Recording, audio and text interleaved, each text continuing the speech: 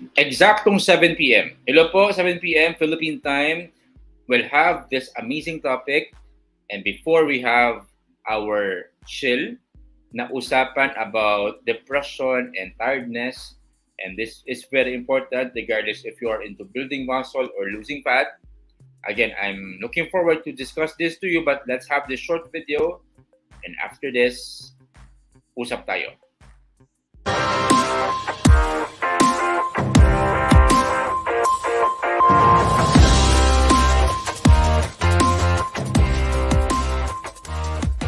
Three, two, one.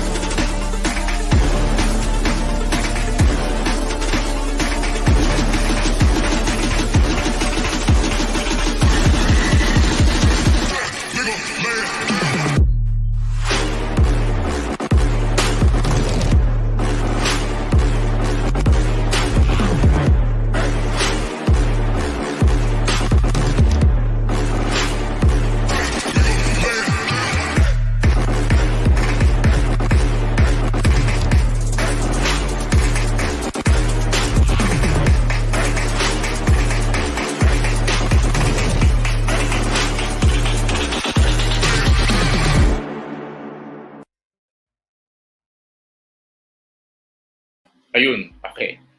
Hello po sa lahat. Let me know where are you tuning from. And then if you're watching this on live, let me know here sa comment section so that I can recognize you. If you're watching this sa recorded natin na live, let me know as well because I want to hear from you. Hello, good evening din sa iyo, Coach Dusala. Long time no see. Great to see you here sa live natin. Ma'am Cabs, as always, consistent. Si Ma'am Cabs, si Ma'am Josie is a very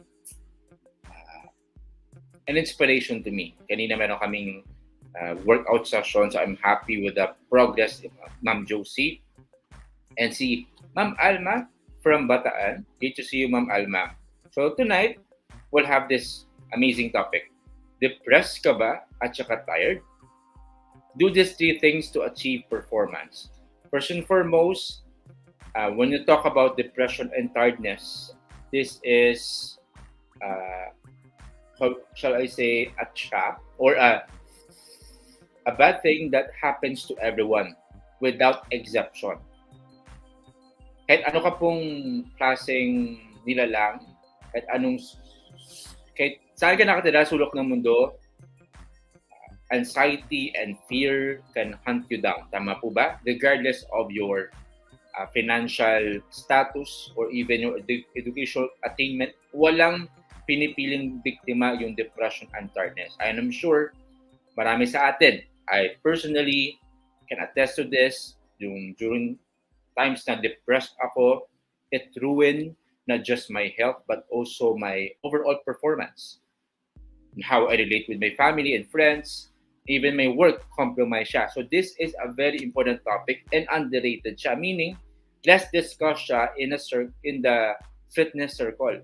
And that's why I have to preach and speak the truth about depression and tiredness. Okay? But before that, if wala ka pang ebook about losing fat, if your goal is losing fat and if you want to know more about low carb and fasting, you want to do it your own way, you can have this guide. Pero mayroon pa tayong ebook about low carb and fasting. You can have it for free. Just share this video and let me know. Message me and I will give you your ebook.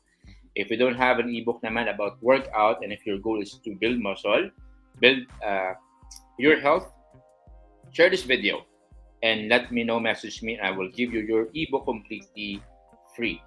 Let me start by having this important saying and quote, your health is an investment, not an expense. Especially, you don't wait for sickness to come, because if sickness comes, that's where health becomes expensive. It's very expensive to be in the hospital, right? And to be maintained by medications. That's why makakalilito yung mga friends natin online. Si Ma'am Maribel Tenorio Coramuri. Comfortable na ako sa pag-pronounce ng name niyo, Ma'am Maribel. Watching from Japan. Kumbawa from Philippines. Ma'am MJ, good evening din sa'yo, Ma'am MJ. Great to see you. Ma'am Leia, Malaka Bastamante, good evening din sa'yo, Ma'am Leia. Ma'am Elizabeth Escobar, as always, thank you for watching. Now, if you have those ebooks na, and I believe you're part of this campaign and vision to make Philippines healthy, share this video. Kasi in sharing this video, you are part of the vision, make Philippines healthy. Did you know, by just sharing this video, may mga friends ka po na silently watching your content, and some of them, kumbaga, na-influence mo by just sharing and then posting health tips. Not just my video, because we have amazing people in the local community then. So they are giving us free content for us to achieve our health goals. So by doing so, sharing their content, you are, taking part of the campaign Make Philippines Healthy. All right, all is well. Now, before I move sa topic natin, napakagandang kumusta yung weather dyan sa inyo? Dito kasi sa Manila medyo umuulan, medyo maginaw. Rainy season na nga. Dyan sa place nyo, ano yung weather natin dyan? Kamusta yung weather natin? And again, when we talk about depression at saka tiredness and anxiety, connected po yan. Ito po yung interesting thing. Nung pag-hit ng pandemic, mga to 2020, na-record ng WHO na nag-increase yung depression. Over 25%. Can you imagine that? Depression rose by 25%. That's huge. And we're not talking about the silently, hindi pa dito na-include yung mga depressed na hindi na kumbaga na forecast by WHO. Yung nag-increase sa 25%, recorded po yun. Others are going through something silently. Tama ho ba? And why do you think so nag-increase ang depression rate? Especially during pandemic. Less po ang exposure natin with real people, with offline friends. Nag-less po ang exposure natin sa sunlight. Yung lifestyle natin, yung work natin, na-disrupt talaga siya. May mga tao na wala ng work at saka hanap buhay. Maraming na-disrupt po during pandemic. That's why it rose by 25%. Now, what shall we do with these changes? It's very easy to share some insights about dealing with depression, but actually it's a real thing.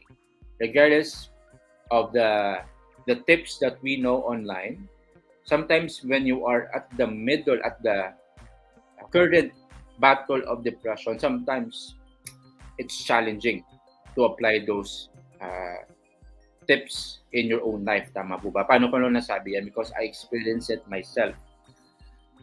I remember way back to, anong year ba yun? But like a year after I graduated from college, anong nangyari sa akin? I got this parang abnormal na breathing pattern. Parang hindi ako makahinga in unspecified times. Meron sa gabi, meron sa umaga. Umuubo ako for how many months, wala namang problema. Parati akong nakakasakit up until the point na akala ko talaga na mamamatay na ako. That's how worse my depression was.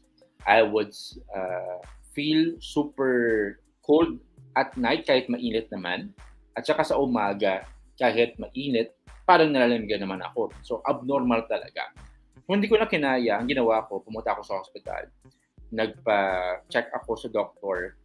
And then, after checking my signs, may oxygen, may blood pressure and everything, alam niyo sabi ng doctor sa akin. Sabi niya, "Sir, wala ka pong sakit. What you need to do is to get a psychiatrist." During that time, denial stage pa ako kasi akala ko okay lang ako. I'm because way back time, parang leader ako sa church. Parang in my ego, sabi ko, ako nga tumutulong sa iba, ako give ng advice sa iba. Tapos ako depressed, parang gano'n. Hindi ko siya matanggap. So I was in denial stage. Up until, of course, through the help of my friends and of course through the prayer of the people around me, I got healed naturally of depression. Now that's on the spiritual side. There are what we call practical ways to deal with depression. Now, I'm not a psychiatrist, disclaimer lang po, I'm not a neuroscientist. But what I will share is purely based on my experience on my students, and what the science say about depression and how to deal with it. Now, very, very important na we talk about this. Though yung content natin, of course, si Coach Linin Hu, yung content natin is primarily about building muscle, low carb and fasting, tama? Pero actually, if you don't deal the mental part or the emotional part, hindi ka magsasucceed sa health goals mo, tama? Sabi ng mga dalubhasang friends natin sa sports at saka sa mga athletes natin na friends, sabi nila, yung sports daw or being athlete is 90%. 90% mental game. Can you imagine that? 90%. If you can settle your mental capacity, you can achieve almost anything. Diba? Usain Bolt. Diba si Usain Bolt is the fastest living. Kasi of course, he has all the gold medals sa Olympics, sa marathon. When you are in the middle of marathon, diba? Your body will give up. And by default, you want to rest at saka give up. It's the brain that will it's the command center. At saka gusto ng brain na hindi ka masaktan. Tama? Kasi it's in the survival mode. That's the natural response of our body to survive. Ayaw niya na merong danger. But if you push yourself, go beyond your limits, that's where you can experience the potential of your brain. Now, that is why we have to protect our brain. In protecting this, we can achieve almost anything. Now, let's talk about the practicality of depression and tiredness. How can we deal with this? Meron akong tips dito, 5 tips lahat. 5 tips. Yung 3, as much as possible, we have to implement this on a daily basis. Araw-araw, as much as possible. Very important po yung 3. Yung last 2, parang runner-up siya. But we have to be intentional with this 5 in short. Sige. Una sa lahat, eat brain food. Eat brain food. Baka yung mga nafe-feel mo na yung energy mo nagka-crash or maybe you feel sluggish is a sign of deficiency. Okay? Baka kulang ka lang sa B vitamins. Baka kulang ka lang sa electrolyte drinks. Baka kulang ka sa fatty acid. Our brain is primarily composed of fatty acid. Okay? That is why we have to replenish that every day. Ano po yung mga brain food? Avocado. We have dark chocolate. Okay, rich in magnesium yan. We have omega-3s. And of course, we can get that from fatty fish. If your fish or your consumption of fish cannot sustain your needs of omega-3, that's where you can add supplementation. Meron tayong mga fish oil. Ano pa? Food for the brain, we have fatty fish. Okay, so nasabi ko ng fatty fish, dark chocolate. We also mention yung mga berries. Okay. Usually yung mga kulay violet na mga vegetable or fruit, those are food for the brain. Okay? Also, B vitamins for nerve function din. Okay? Because of course, our brain is a function of nerve then, so you have to replenish your B vitamins. Brain food, we can also add the nuts. So, kagaya ng walnuts, cashew nuts. Okay? So, rich in good fat yan. So, very important yan for brain function.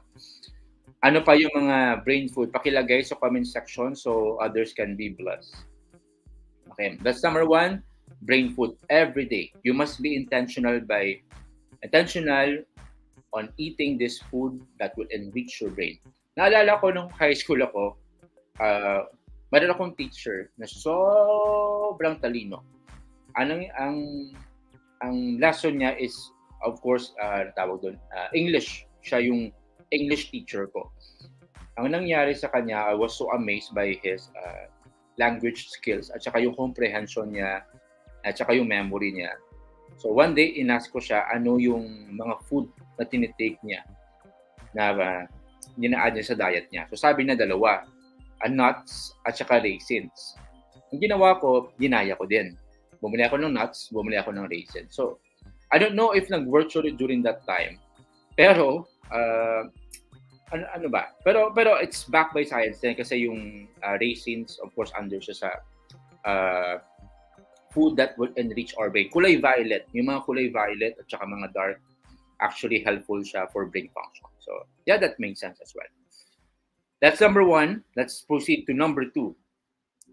Get morning sunlight. Again, yung first three must be done intentionally every day. Get morning sunlight. One of the reasons why tumaas yung rate ng depression is less exposure na tayo sa sunlight. Kasi palatay tayo nasa bahay, may mga disruption din sa work natin kasi merong ibang graveyard shift na. And then also the morning, the afternoon natutulog. So sunlight is not just for our skin, it's for our eyes. Once your eyes are exposed to sunlight, it gives this signal to be active. Okay, may season po siya. When there's sunlight, that's the season to be active. When the lights are off, that's the time to rest. That's why there is season. So ano mangyayari sa brain mo if nakikita puro dilim? You will be sluggish all throughout the day. Tama? So, there must be season. Merong tinatawag na rhythm yung body natin. So, if you don't have access sa bright light, you have to be intentional to go out talaga. Okay. You have to go out, and then of course, yung windows, that's the reason why yung windows natin transparent so that light can pass through. We need to maximize that. Now, the minimum exposure for sunlight is around 2 minutes. Minimum po yan. But if you can do 10 minutes, better. What's even more better is to be exposed 30 minutes every day. Sunlight. 30 minutes. Now, if you have concern with sleep, you have to expose yourself to sunlight kasi it increase yung melatonin levels natin. Melatonin is the natural hormone for deep quality sleep. So, there is melatonin sa pharmacy, yes, but we can have it naturally by exposing yourself to sunlight. Not only that, by exposing yourself to dark lights during your sleep. Okay naman? So, when you sleep, as much as possible, dim, at saka no lights as much as possible. Why do we have concerns sa insomnia nowadays? Bakit? Kasi of course, yung cellphone natin, di ba, it emits blue, bright light. So when you're about to sleep, you have this light in front of your eyes. What do you think? What signal do you give your brain? If there's light, you're giving a message to your brain to be active. Diba? So it takes time for you to sleep and you're struggling to sleep. That is why as much as possible, no exposure to gadgets at least 2 hours before you sleep. Dim. No lights before you sleep. Okay, so that helps you with battling with depression as well. Now, bakit connected yung sleep sa depression? Alam niyo yung feeling na kulang sa tulog? Di ba, parang irritable ka, okay, parang sluggish ka. Okay? Baka yung nafe-feel mo na depressed at saka you're full of anxiety, baka kulang ka lang sa tulog. So you have to prioritize your sleep. Alright? May mga comments tayo dito before I proceed sa third natin na point. Meron tayo dito from Ma'am Elizabeth. Anxiety, depression, di natin alam na kahit wala reason, you feel uncomfortable at di ko maisip or matanggap na could be depression na kung nararamdaman ko. So instead of seeing psychiatrist, nag-focus ako sa exercise. Well, that's a good approach, Ma'am Elizabeth. Now, I'm not advocating na mag-self-diagnose tayo. It is always best to seek experts' advice when it comes to depression because, of course, clinical depression, we must normalize yung pag-seek ng psychiatrist. Sa Philippines, my hope is parang let's normalize it. Na if we seek psychiatrist, it's part of our kumaga survival instinct. Kasi nung naalala ko nung college ako, meron akong teacher na parang nagmalites kami dun sa mga kaklase ko. Nakita namin siya, pumunta siya sa guidance counselor. So sa loob-loob namin, kala namin okay lang siya. Yun pala, nag-ask ng help. So in our mind, there's something wrong. Tawag doon parang yung sa ilagay ng tawag namin buang. Okay, so that's not a good word. Pero we were misinformed about mental health. Kasi our perception was kapag nag-seek ka ng psychiatrist, crazy ka na or buang ka na. Hindi pala ganoon. In other countries, it's being normalized. Tama ho ba? So we have to normalize this. Seek professional advice if necessary. Sabi dito ni Ma'am MJ, same experience coach, stop reading ako, normal naman lahat ng lab ko until sabi ng doc, may anxiety, kaya pag naramdaman ko parang sinasakal na ako, hindi ko nang pinapansin hanggang mawalan lang siya. Dictate lang siya ng isip ko. That is correct. I can relate to you completely, Ma'am MJ. Yung feeling na sinasakal at saka hindi makahinga, worst feeling I had. Okay, limited ako. And then, did you know pala, and it's proven by science, there's this book, I think I mentioned this last time din, a book by Dr. Caroline Leaf. Si Dr. Caroline Leaf is a world-renowned mental at saka brain expert. Meron siyang book, Who Switched Off My Brain. Doon sa book sabi niya, yung body natin, may mga receptors yan. Yung sa receptor, ina-absorb niya ano yung thinking pattern mo. So kunwari, yung thinking pattern mo is negative lahat. Yung receptor sa body mo will be unlocked. You're telling your system, your cells, to be sick. Nire-receive niya po yung negativity. That is why, sabi niya dun sa book niya, 78%. 78%, that's a huge number po. 78% of all the diseases are directly related to how you think. That troubles me. 78%. So you can pretty summarize, most of our diseases right now are directly linked to our mental health. Tama ho ba? So if you can deal with this one, it also follows that we can deal with most of our problems. So let's vote in. Kaya natin to. Okay. Meron din ditong sharing. Wow, napakaganda ng mga sharing natin dito. Sabi ni Ma'am Cabs, when I was diagnosed with anxiety, my doctor just told me to pray, think positive, hear worship songs and exercise, then eat healthy foods. Napakabuti po ng doctor niyo, Ma'am Cabs. These are the right thing to do and not just depend on medications. Even the scientists cannot deal anxiety. It's still a mystery to them. Why anxiety, which is happening inside, dictates our entirety, our whole being, diba? So medications can help, yes, but it cannot solve the root cause. Medication can treat the symptoms, but it cannot deal the root of the problem. So in my case, ang ginagawa ko, especially when I'm so down, nakikinig po ako ng mga podcasts, ng mga preachings at sa mga worship songs. It helped me a lot talaga. These are my survival kit.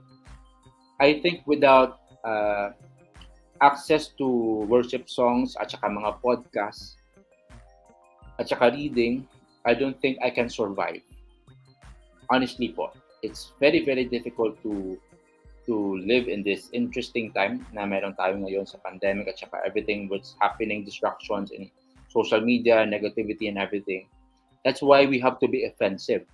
Offensive in in a way na you don't allow depression or anxiety to control you. You must do something to combat it. Okay? So thank you for sharing again sa mga nag-share dito na may mga same instances. It's good to know na hindi tayo nag-iisa. May mga kasama tayo ng going through the same na journey din.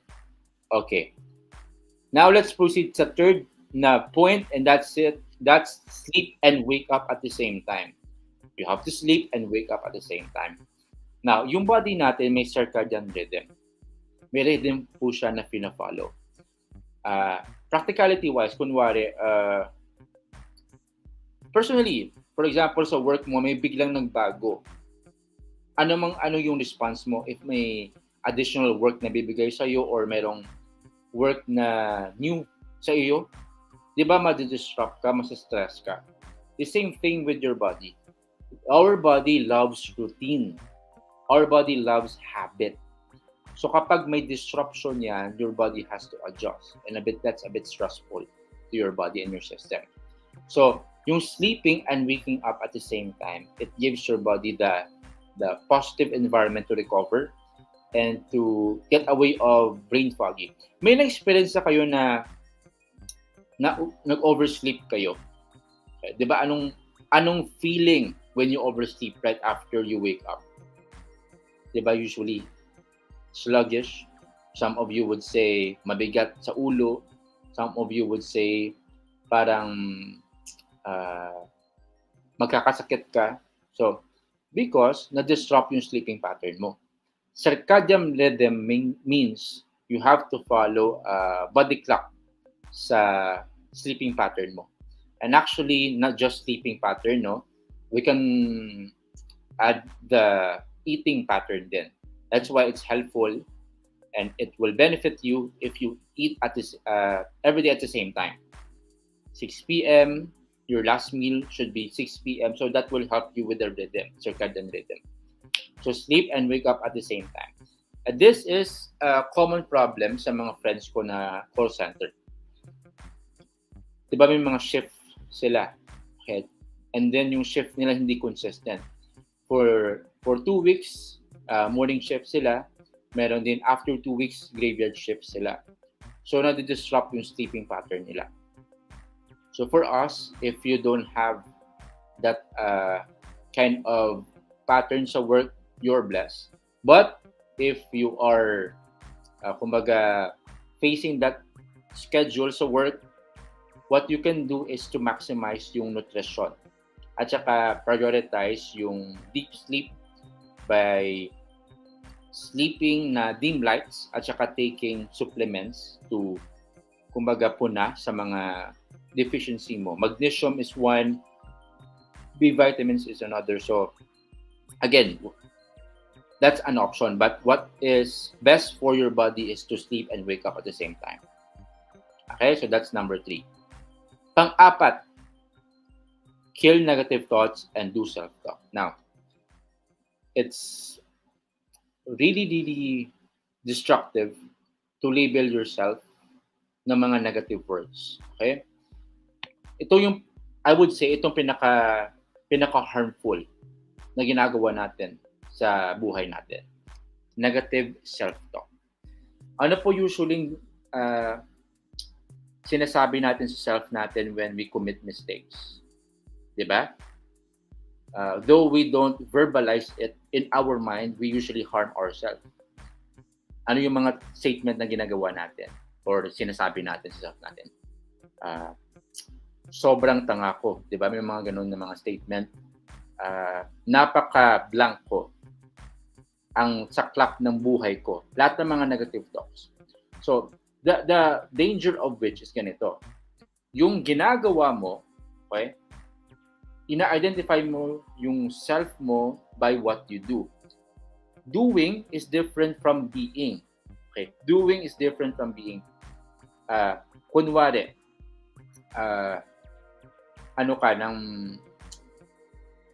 sluggish ka. Okay? Sluggish ka. A person who has sluggish actions. Okay? That's your action. But that is not you. That's not your being.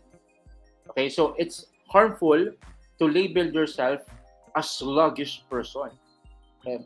It becomes your identity. And your identity becomes your, kumbaga, action then automatically. Tama ho ba? So that's very, very, sakto lang po to, pero actually destructive to.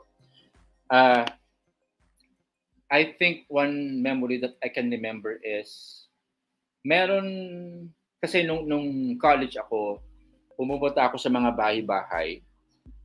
Tapos yung mga kids, sinusundo namin because we will do parang Sunday school lessons. Dadalhin namin sila sa church at saka magtuturo kami ng Bible lessons. Meron nung incident sa bahay nila. Isang bata, ang name ma-remember ko pa. Yung name ng bata is, okay, actually I won't name it na lang for privacy at saka safety purposes. Yung ginawa sa bata, nung dumating ako sa bahay nila, sinabihan siya ng nanay niya, sobrang bobo mo. Yun yung narinig ko sa kanya. So, yung response ng bata, okay lang because he tends to listen to that verbal abuse almost every day. After which, tinanong ko siya yung feeling niya, nung sinabihan siya ng nanay niya ng ganun, sabi niya okay lang kasi totoo naman. So that's the sad thing about it because the labeling of his mother becomes his identity. I don't know what happened to him. If I were to trace his life, I don't know.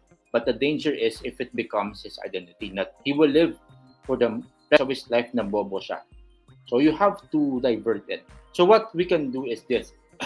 Regardless of your feeling and the results of what you do, you have to practice positive self-talk. Okay? Every day, right after you wake up, punta ka sa salamin, tap yourself 5 times. 1, 2, 3, 4, 5. Tell yourself, this will be an amazing day. I am a wonderful person. I am enough. I can do all things. If you're a Christian, you can fill in the blank. I can do all things through Christ who gives me strength. So, positive self-talk. And it will help you definitely kasi it changes how you see yourself. Okay, being. That's why it's very important to differentiate your actions to how you look at yourself. Kill negative self-talk and saka do positive self-talk. Pang-5. Before I move to number 5, yung positive peer group, punta muna tayo dito sa comments natin. Sabi dito na Ma'am Elizabeth, exactly coach, yung feeling na when you seek mental doc, baliw ka na agad. Yes. So that's why we have to normalize it. It's okay to seek expert advice. Psychiatrists, okay? Actually, it's healthy. Okay? It's healthy to seek professional advice. Kasi you want balance din and then you acknowledge you need help. Okay? What is not normal is parang it seems to you na okay lang lahat, though it's not okay. So that's dangerous po. Denial. At saka you don't face your problem. You have to face it. Seek professional advice. Actually, help will come to you if you seek for help. Actually, help is just around the corner if you're willing. Okay? Sige. Pang-5, positive peer group. Naalala ko, yung mga times sa super down ako, and then may mga times na mga friends ko mag-ask ng coffee. Those were the days na I feel super refreshed at saka refuel. Okay? Positive peer group. It's very important as well to look at your friends right now, yung core group mo. If toxicity or negativity normal lang sa friends nyo pinag-uusapan nyo, you are in the wrong group. Whether you like it or not, your peer group will influence how you think. That's why sabi ni 𝐼𝐈𝐷 si 𝐼𝐈𝐷 ba? Hindi ko sure pero sabi dito, sa quote na yon, show me your friends are and I will tell you who you are. I think yung kay 𝐼𝐈𝐷 sabi niya, show me your friends and I will show you mine para barkada. But actually, the actual quote that I want to I want to share is show me your friends and I will tell you who you are, di ba? So, it makes sense. Kasi, take a look at your friends right now. Yung core group mo, parati mong sinasamahan. Usually, pare-pareha lang kayo ng mga likes. Okay? Pare-pareha kayo ng political affiliations. Usually, pareho kayo ng financial status. Okay? Yung financial, of course, yung income nyo hindi nagkakalayo. Because, again, you belong on the same thinking pattern. Yung sa core group mo. So, you have to be intentional then with choosing your friends. I'm not saying not to be picky, not to disregard your other friends. What I'm saying is you have to protect yourself as well. Now, yung positive peer group, it's very important as well kasi yung problema dito, if naging normal na sa yung toxicity, that's very dangerous. 'Di ba? Yung group mo normal na lang sa inyo sa conversation nyo na parating toxic yung pinag-uusapan. Okay. It's very very alarming. So you have to look at the conversation you're having with your friends at saka your core group para malaman mo yung mental health mo din. So these people can actually make or break you.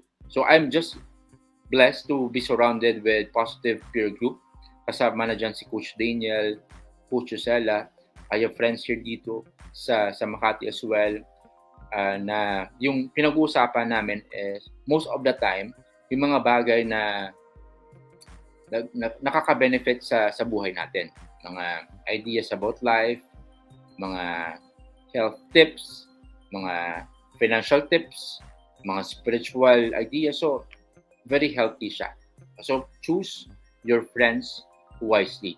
You are the average of 5 people you surround yourself with. Tama? You are the average of the 5 people you surround yourself with. And, okay. Those are the 5 tips. Again, konting review lang. Eat brain food. Unang-una sa lahat. Pangalawa, get morning sunlight. Pangatlo, we have sleep and wake up at the same time. Pang-apat, heal negative thoughts and do positive self-talk at saka choose your friends wisely. Positive peer group. Now, let's have our question and answer. Question and answer, let's have here from, from Rayzy Ogarius Sarona.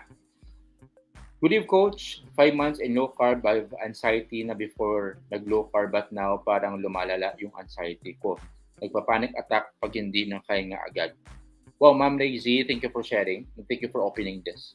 The reason I mentioned that because that's a good thing. Now you're open to talk about this. Okay.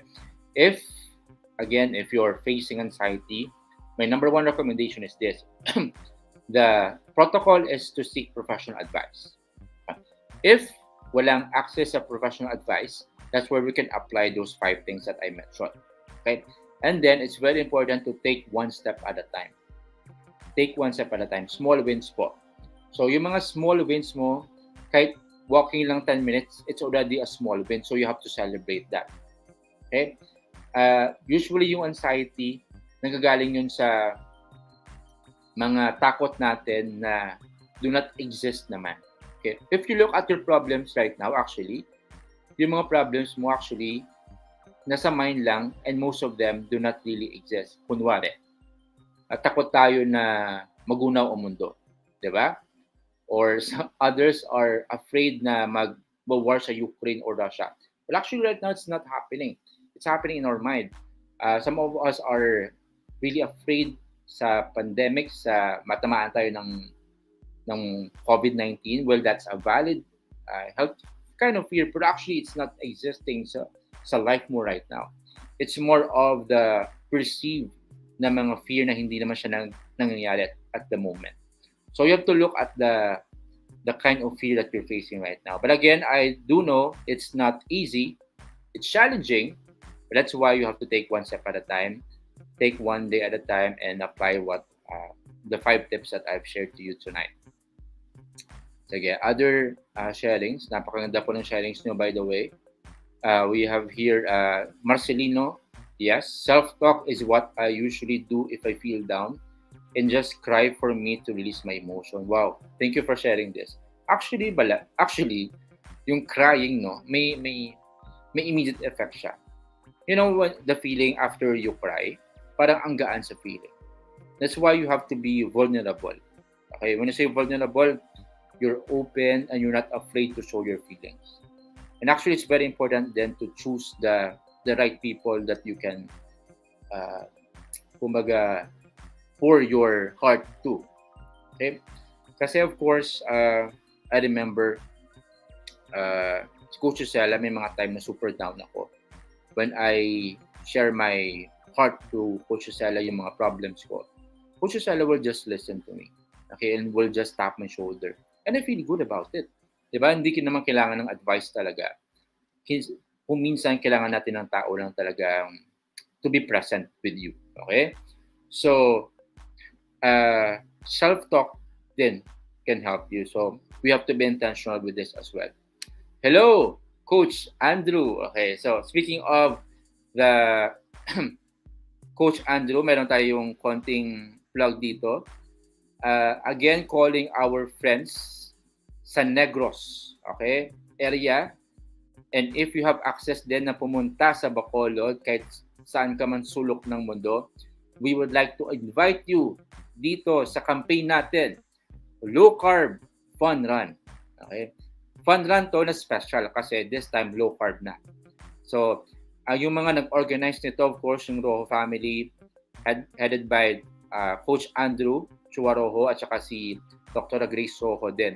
So, nandito meron tayong certificate, meron tayong options, may 3K, may 5K, may 10K run, may mga pa-premyo tayo dito, may cash prize, may event, may mga freebies tayo. So, full blast yung event natin dito sa Fun Run. Ongoing yung registration. At saka narinig ko may mga paraffle pa daw dito. So, sobrang ganda. So, looking forward as well to see the documentation kasi yung team nila mag-document ng low carb is napakagaling din. So, looking forward to that. Okay. Now, sige. Konting plug lang yon. And of course, sabi dito ni Ma'am Neneng, lagi kong pinapractice yung morning sunlight at brisk walking. Wow, every day. 30 minutes from Monday to Saturday. Rest day ko ang Sunday because of my Sunday Mass. I'm sure, Ma'am Neneng Maranan, yung ginawa mong morning sunlight at saka brisk walking, nakatulong sa'yo. Tama ba? 100%? So if it's working, you have to do it. Yun na po yung kagandahan lang. May mga, these top tips that you're sharing, Ma'am Neneng, is really working to all people talaga, regardless of your concern at saka yung goals mo. It really helps if we are intentional sa morning walk at saka yung sunlight na exposure. So, keep up, Ma'am Neneng. Meron pa dito mga okay. Yes, mga napakagandang sharing niyo po. Gusto ko basahin isa-isa. Sabi dito ni Ma'am Cabs, kausapin si God, surrender everything to Him, lahat ng nararamdaman, lahat nasa puso at isipin, offer lahat kay God. So surrender. You have to surrender. And very important then, there is this, I like to share this verse as well to you, na there's this verse in 1 Peter na it says, cast your cares upon Jesus because He cares for you. So the key there is, why will you give your burdens at saka problems to Jesus? Because He cares for you. So you have to realize that Jesus cares for you. Because if you know that one, you will give your problems to Him. So yeah. Thank you for sharing, everyone. And my heart is full reading your life experience, and that you're open to it, and that you're going through something. You're strong enough to share this to everyone. So, sabi ito ni Ma'am Angie, mag-pray po pag feeling weak or down, nakasama natin siya sa lahat ng laban. Then be thankful pag may happy moments and pag na-overcome natin yung problems. Trying to be positive din po as much as possible. Thank you po sa mga tips, hindi lang sa health but also pagiging positive sa life coach. My pleasure. Thank you, Lord, for that affirmation. Then, Ma'am Angie. So, there you have it. This is a productive night kasi at the end of the day, we have our own battles din eh. So, some of us are silently, fighting our own demons, kumbaga. But what matters is we celebrate our life. At saka, if you're spiritual, it's very important as well to pour your heart to Him because He knows yung way out. Okay? So, thank you very much everyone for your sharing. Parang meron tayong fellowship dito sa live natin. I'm so happy for your sharings. So, tomorrow, 7 p.m., see you again sa live natin. We'll have an exciting topic as well based on your questions at saka yung mga comments niyo sa live natin. Again, inviting everyone to attend the Low Carb Fun Run. May 19, yung registration natin. So, may on-site tayo, meron tayong online. Check the page of Coach Andrew Chuaroho or Dr. Grace Rojo. Low Carb event natin to. So, supportahan natin. Okay? If you have needs sa workout nyo, sa meal plan nyo at saka sa nutritional plan nyo, I'm still accepting students for this month. Scan this, okay? There's a way to do this as well. You can scan this and there is a button there where you can reserve your coaching reserve program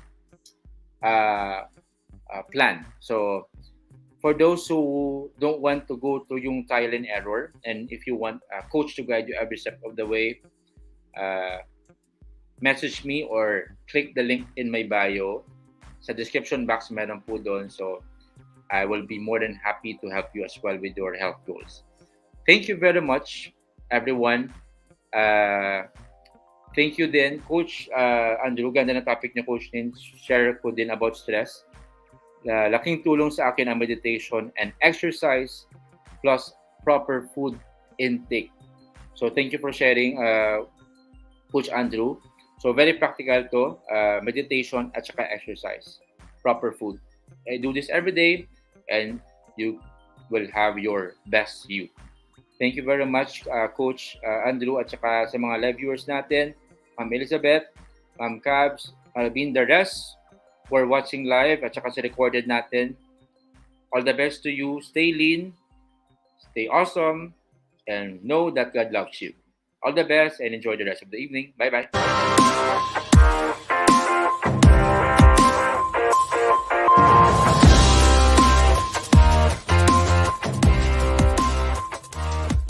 Three, two, one.